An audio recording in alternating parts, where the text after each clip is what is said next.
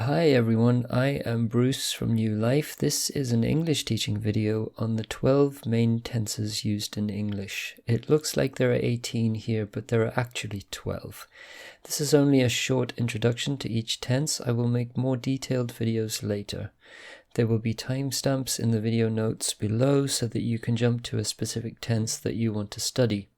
I have a young French student who speaks English very well, but he has grammar phobia. So I decided to make an English tenses reference sheet so that if I ask him a grammar question, he can look at the sheet and find the answer until he remembers it without looking, instead of panicking and thinking he doesn't know the answer when he probably already does. If you watch to the end, you can find out how to download the Verb Tenses Reference Sheet and sign up for occasional newsletters with more English language resources. This video and reference sheet should be helpful to both learners of English as a second language and native speakers, adults and children, who want to improve their understanding of English grammar. So, here we go. Part 1. Simple tenses. We use simple tenses for things in general or things that happen repeatedly, or for permanent situations. Simple tenses are called simple because they have no auxiliary or helper verb. The main verb is simply conjugated. Present simple. For all normal regular verbs in the present simple tense with all pronouns except he, she, and it, we simply use the dictionary form of the main verb. For example, I play, you play, we play, they play. With the third person singular pronouns, which are he, she, and it, we add s to the main verb. He plays, she plays, it plays. An example of a sentence in the present simple tense is, I study English every day. Past simple. For regular verbs in the past simple tense, with all pronouns we add ed to the dictionary form of the verb. I played, you worked, he, she, it started, we called, they helped. I will talk about the pronunciation rules for regular verbs in the simple past in another video. An example of a sentence in the simple past tense is, last year I studied English at college. Future simple. There are 2 or 3 main ways that we form the future tense in English, but I have only shown one of them in the reference sheet. This is the form in which we use the modal auxiliary verb will. For example, I will play, she will go, they will stay. Modal auxiliary verbs are used when making requests, asking for permission, speaking of ability, and when speaking of possibilities. They are never conjugated. Examples of modal auxiliary verbs are can, could, may, shall, will, would, should, ought to, and need. An example of a sentence in the future simple tense is, he will study English next year. Simple tense negative sentences and questions. For simple tense negative sentences and questions in the past and present, we usually use an auxiliary verb, the verb do. Do is an irregular verb. The present simple third person singular form is does, spelt D-O-E-S. For example, he does his homework after school. The past simple form is did. I did my homework yesterday afternoon. Simple tense negative sentences. In modern English, we do not say, I study not English, or he plays not football. What we say is, I do not study English, he does not play football. Especially in spoken English, we usually shorten do not to don't, and does not to doesn't.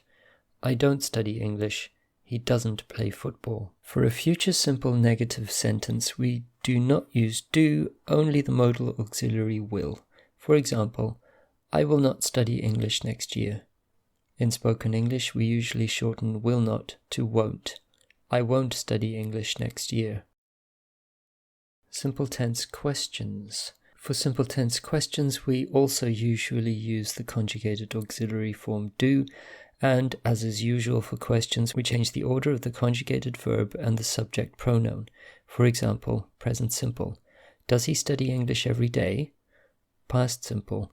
Did you study English last year? For a future simple question, we do not use do, only the modal auxiliary will. For example, will he study English next year? Remember that modal auxiliaries are never conjugated. Their form never changes. Part 2. Continuous or progressive tenses. In continuous tense phrases, the main verb is in a form called the present participle. This is the dictionary form of the verb plus ing. For example, playing, doing, studying. And we use the auxiliary or helper verb be.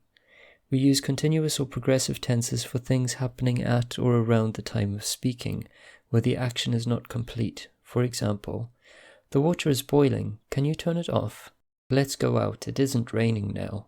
I will refer to these as continuous tenses, but remember that they are also called progressive tenses. The verb to be is the most irregular verb in the English language, but it is very commonly used, so you will learn all its forms very quickly. The verb be has 3 present simple forms: I am, he, she, or it is, and we, they, are, and 2 past simple forms: I, she, he, it was, and you, we, they, were. The future form is normal: I, you, he, she, it, we, they, will be. Here are some more example sentences containing continuous tense phrases. Present continuous: I am studying English now.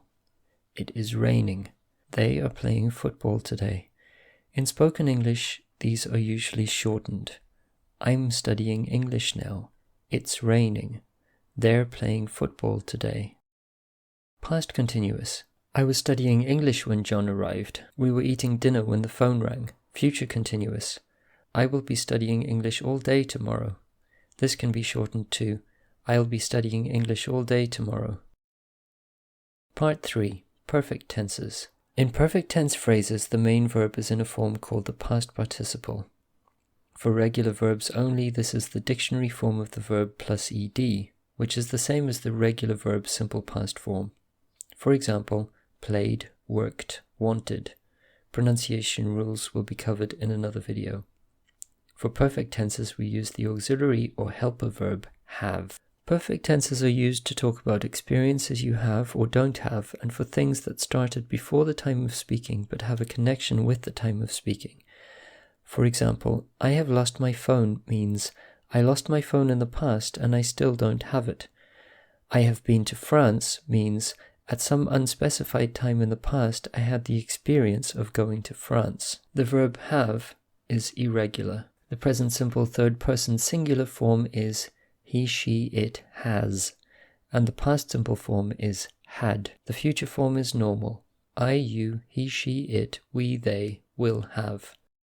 Here are some more example sentences with perfect tenses. Present perfect: I have studied English in several different schools. I have not been to Paris. These can be shortened to I've studied English in several different schools. I've not been to Paris, or I haven't been to Paris. Past perfect: I had studied English a little before I went to college. This can be shortened to I'd studied English a little before I went to college. Future perfect: I will have studied English for 4 hours if I study 1 more hour. This can be shortened to I'll have studied English for 4 hours if I study for 1 more hour. Part 4. Perfect continuous or perfect progressive tenses. Here you can think of constructing a phrase backwards, starting with a continuous or progressive tense, so the main verb is in the present participle form, verb plus ing, and we put the auxiliary verb be in the appropriate perfect tense form. Remember that perfect tenses use the auxiliary verb have, appropriately conjugated, with the past participle form of the main verb, which is verb plus ed, the same as the past simple form for regular verbs. The verb be is irregular, however. Its past participle is been, not beed. For example, I have been, she has been, they had been, you will have been. Here are some sample sentences containing perfect continuous tenses. Present perfect continuous: I have been studying English for 2 years. Past perfect continuous: I had been studying English for 2 years before I moved to Ireland. Future perfect continuous: I will have been studying English for 2 hours by the time you arrive. Conclusion. So, that was an introduction to the 12 most commonly used English tenses. There are more tenses and more details which I will discuss in future videos. If you can understand and use these 12 tenses, you will be quite fluent in English. Please note that I have a NeuLyf educational Telegram group that you can join. The link will be in the show notes, and there will be a download link for the English Verb Tenses Reference Sheet, where you can also sign up for occasional emails with other useful educational content. Also note that I teach English online, one-to-one or to groups, so please contact me if you want to find out more about this service. I will see you in the next video. Bye.